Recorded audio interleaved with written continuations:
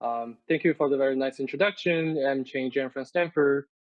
Today, my talk is about quantum lower bounds for finding stationary points of non-convex functions and scenarios where there's no quantum speedup. This is a joint work with Tongyang Li from Peking University. The problem we consider is continuous optimization. We're given a d-dimensional function f, and the goal is to minimize f efficiently. This is a core topic in theoretical computer science, machine learning, and other research areas. You can see that this definition is actually kind of vague. For example, we can ask a bunch of questions like, how do we access f? What do we mean by minimize? And what do we mean by efficiently? I'll clarify these questions one by one so that we can have a formal mathematical description of the problem we consider. The first question, how do we access f? In continuous optimization problems, usually we don't know the explicit formula of f. Instead, we'll assume a restricted oracle model for accessing f, which is a procedure that can run to get limited information regarding f upon each query we make. Here are some of the most common oracles in classical continuous optimization settings that we consider. Firstly, we have the function value oracle, which is also called the evaluation oracle or the zeroth order oracle, which when queried at a point x returns the function value f(x) at this point. Moreover, we have the gradient oracle whose output is the gradient at a given point. In some cases, we cannot access the exact gradient by stochastic values. We refer to such oracles as stochastic gradient oracles. Now we've addressed the first question via the oracle model, but we still have two questions left. About the meaning of minimization, we know that for continuous optimization problems, it is usually hard to find the exact minimizer given that the infinite input space. Hence, normally we focus instead on finding approximate solutions. For example, we have the concept of absolute optimal point, which is basically an approximate minimizer defined as a point whose function value differs from the minimizer from the minimum by most epsilon.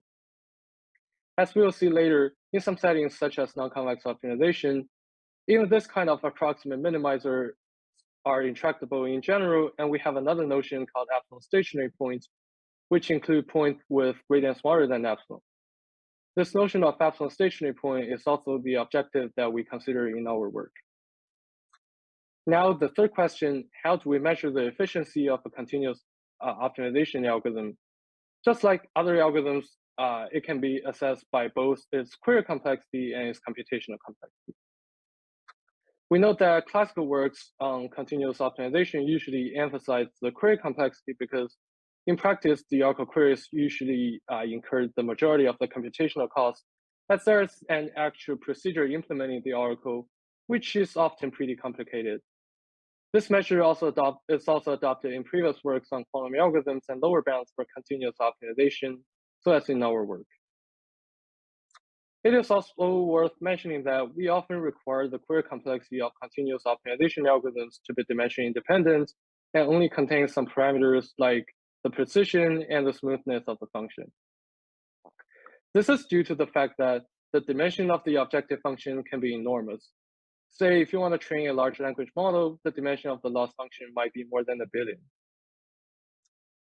Classically, the most common and well-known method for continuous optimization is gradient descent. As you know, it is simple and straightforward. We just make a gradient query, move in the inverse direction, and repeat. Gradient descent has good performance both in theory and in practice. In theory, if f is convex and Lipschitz, gradient descent finds an epsilon optimal point whose function value is greater than the minimum by at most epsilon using epsilon inverse square queries. If the objective function f is non-convex but smooth, gradient descent can find an epsilon stationary point with gradient smaller than epsilon, also using epsilon inverse square queries. Both rates are proven to be optimal in the worst case when the dimension is large. On the quantum side, previously there are many quantum algorithms for continuous optimization problems. Consider the setting where we have the floating quantum function value oracle, which is also called the quantum zeroth order oracle. This oracle allows us to query the function values of f at different points in quantum superposition. It is basically a direct quantum counterpart of the classical function value oracle.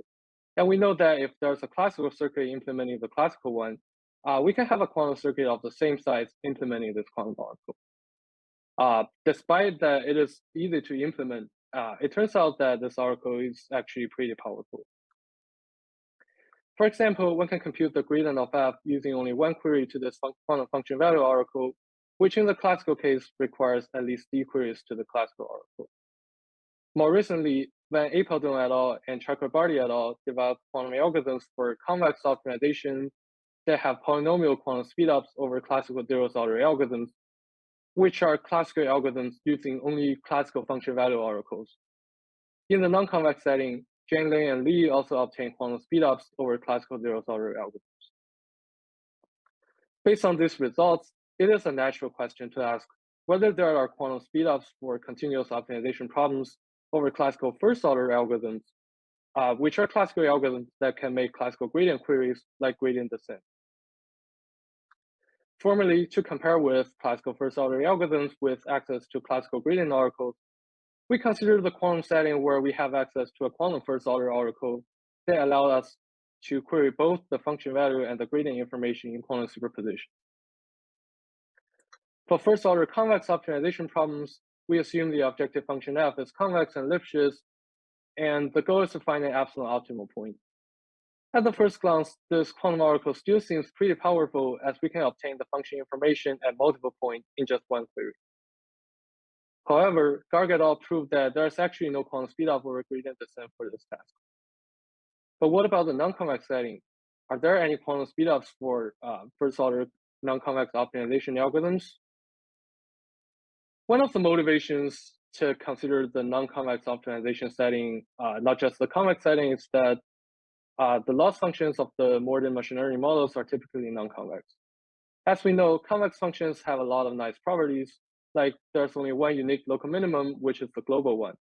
But for non-convex functions, the number of local minima can easily be enormous, and finding the global minima is simply hard in the worst case. Hence, previous research on non-convex optimization aims for weaker objectives like finding an approximate local minimum or an absolute stationary point, as in our work.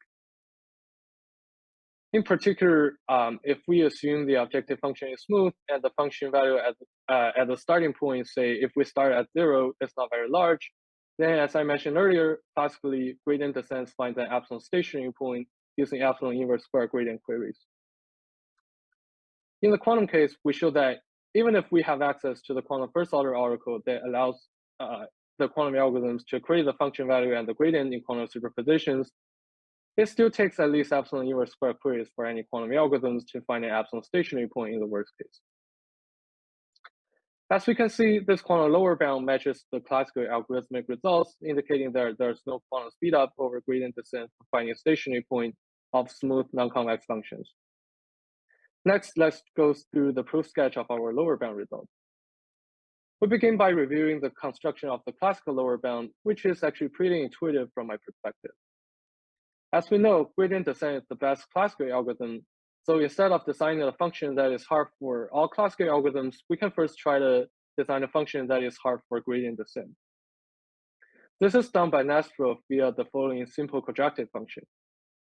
We can see that this function has the following two properties. Firstly, the stationary point of f is basically 1, 1, 1, 1, 1. It's like every coordinate is 1, and there's no 0 entry. And secondly, if starting at 0, we know that the first iteration of gradient descent will reach a point with the first entry being non-zero, which comes from the first quadratic term. Similarly, the second iteration of gradient descent will reach a point with the second entry being non-zero, coming from the second quadratic term, and so on and so forth.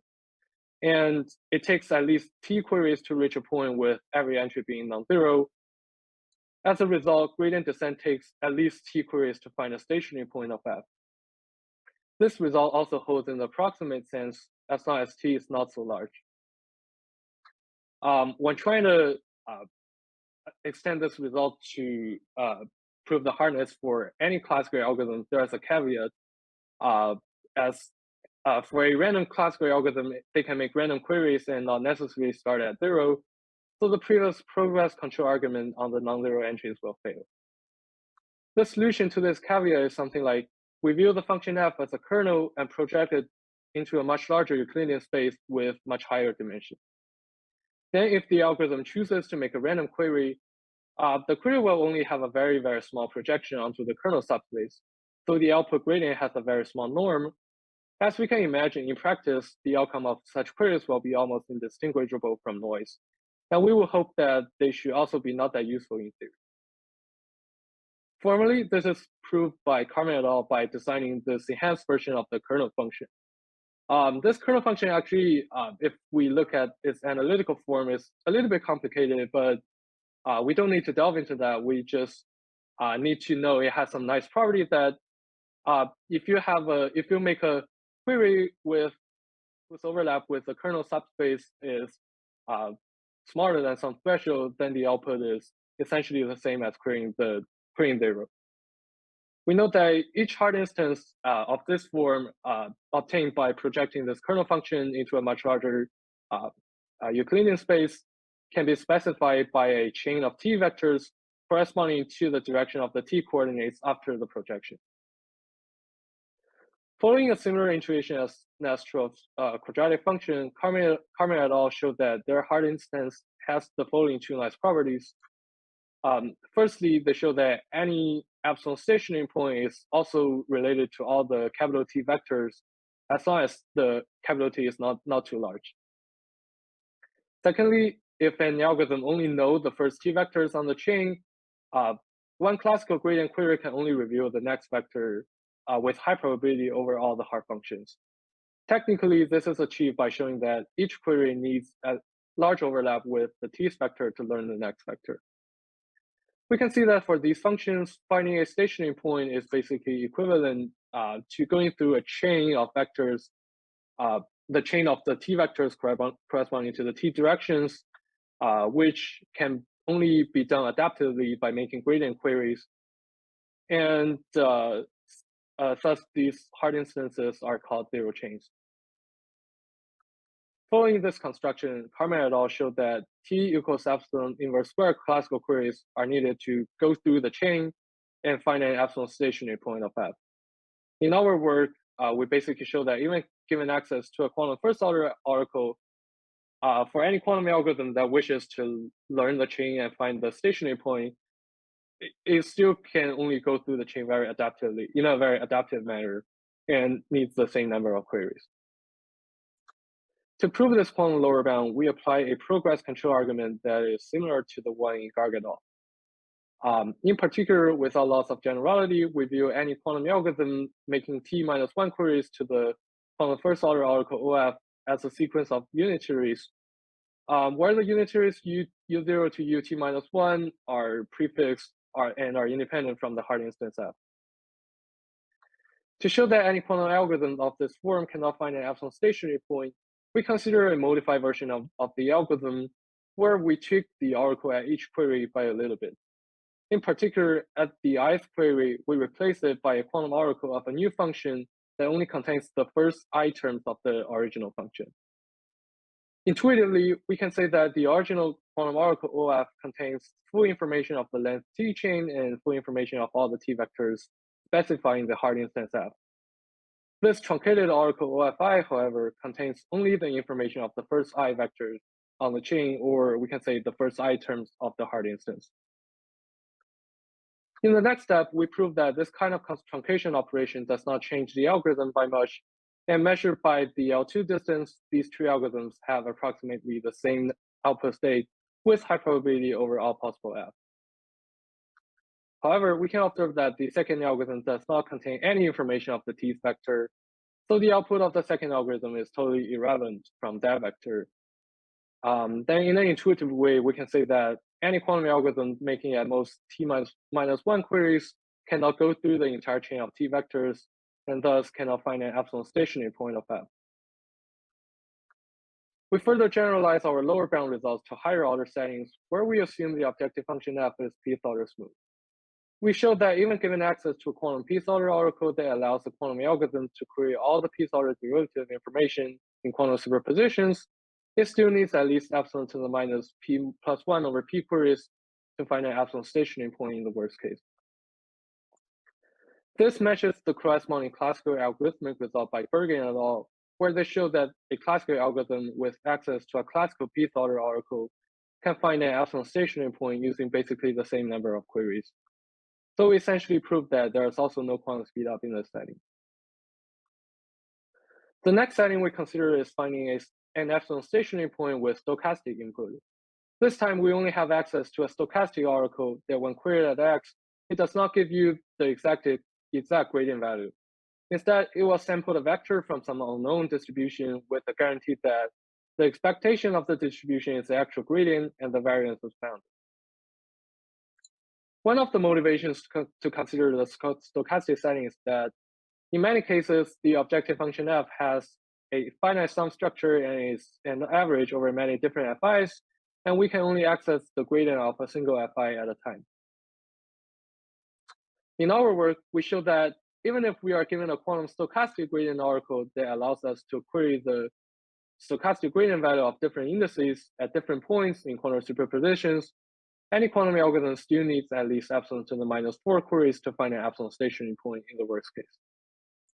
This matches the corresponding classical algorithmic result by Zhang et al., where they showed that a classical algorithm with access to a classical stochastic gradient oracle can find an epsilon stationary point using the same number of queries. So we essentially proved that there is also no quantum speedup in this set.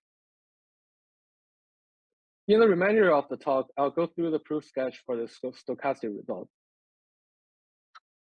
The classical lower bound proof for the stochastic result for the stochastic setting by Argivani et al. Uses the same hard function as the non-stochastic setting, and they additionally design a stochastic gradient that hides the progress along the zero chain function. In particular, upon each stochastic gradient query with probability p that equals epsilon squared, the stochastic gradient is in the direction of the actual gradient, which will give us the information of the next vector on the chain, or we can say the next term of the hard instance. But with probability 1 minus p, the stochastic gradient is 0, and classically, this reveals no information at all. Hence, an expected 1 over p classical queries are needed to learn a new vector along the chain of length t, which is of order epsilon inverse squared, as in the previous non-stochastic construction. Combining these two parts together, Argivani et al. Proved that any classical algorithm makes at least t over p, which equals epsilon to the -4 queries to find an epsilon stationary point in the worst case. When trying to prove a lower bound in the quantum case, however, we noticed that their construction is relatively easy if we have a quantum stochastic gradient oracle, as we can use the Grover type of approach to find the non-zero component or the useful component of the stochastic gradient, which takes only square root of inverse p queries. So we need a new construction if we wanted to prove a quantum lower bound that matches the classical result. Luckily, this classical approach does not fail completely in the quantum case, and the basic structure of the proof can be preserved. In particular, we proved that in the quantum case, the problem of minimizing a zero chain function given a quantum stochastic gradient oracle is still equivalent to adaptively solving T multivariate mean estimation problems, where the result of each multivariate mean estimation problem will give us the information of the next term on the chain. So basically, we just need to design a new stochastic gradient while keeping the underlying objective function unchanged. Multivariate mean estimation is a well-studied problem in quantum. On the lower bound side, Cornelissen, Hamoli, and Jerby proved that there is no quantum speedup for this problem when the dimension is large. This result convinced us there should also be no quantum speedup in our setting, and we successfully designed a stochastic gradient following a similar intuition as a hard instance in their paper to prove this claim. Now it's the time to wrap up. The main result of our work is that there is no quantum speedup for finding stationary points of non-convex smooth functions into very common settings in optimization theory when the dimension is large. Here are some open questions of our work. The first question was also asked in the previous work by Garg et al. On quantum no-go results for convex optimization. Is there any quantum speedup for first-order continuous optimization in low-dimensional settings? There are some works on this in the stochastic setting, but I think in general, this question still remains open. Moreover, can we develop quantum lower bounds for other optimization problems with a similar adaptive nature, either continuous or discrete via similar techniques? This is the end of my talk, and great thanks for your attention.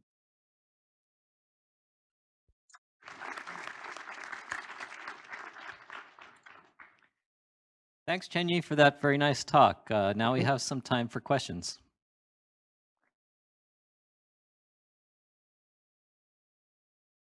Well, as people are thinking of some, I have one to start off. I was curious Uh-huh. about how your results might generalize once you have various kinds of constraints. Maybe if you have some Mm-hmm. complicated convex simplex that you're constrained to or something. Do you think all the same results continue to hold?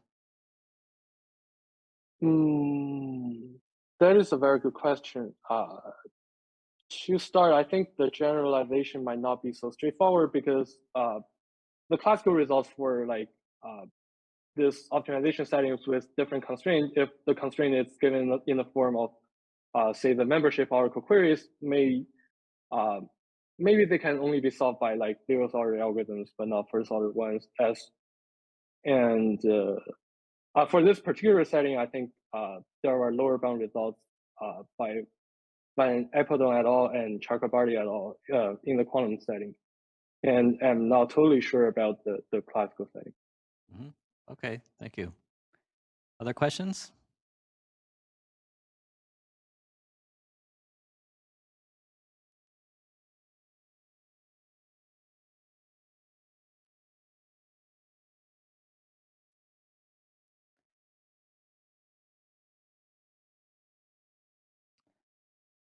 All right, well, let's thank Chen Yu once again for his very nice talk. Thank you for coming.